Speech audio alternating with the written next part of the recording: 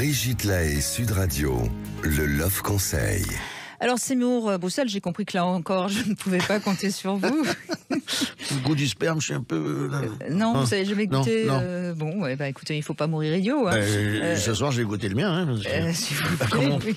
Bon, bref, c'est un vaste débat. Et bien, pour ce Love Conseil, je me suis donc renseignée auprès de quelques copines qui aiment avaler.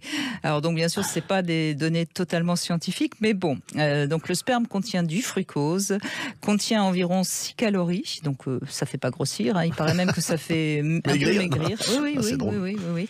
Il y a de nombreuses vitamines, d'où sa réputation de guérir les angines. Vous savez que quand on a mal à la gorge... Ouais, on appelle ça du jus de cordon. Voilà, et moi je n'ai jamais mal à la gorge, je n'en déduis rien.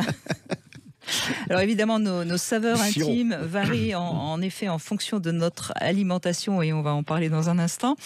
Donc le sperme n'échappe pas à la règle. Les fruits qui le rendent plus agréable au goût, ce sont plutôt les fruits sucrés. Donc, et ce qu'il faut surtout éviter, il paraît, c'est les asperges.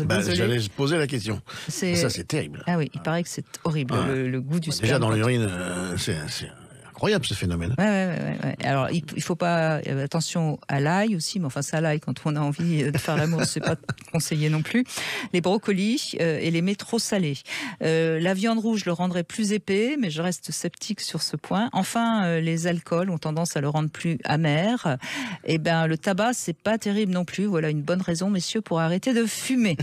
Petite astuce pour celles qui acceptent d'avaler mais qui ne tiennent pas trop à goûter, eh bien il faut avaler de préférence d'un seul coup en évitant le plus possible de laisser le sperme se répandre sur la bouche, dans la bouche et évidemment sur la langue, forcément.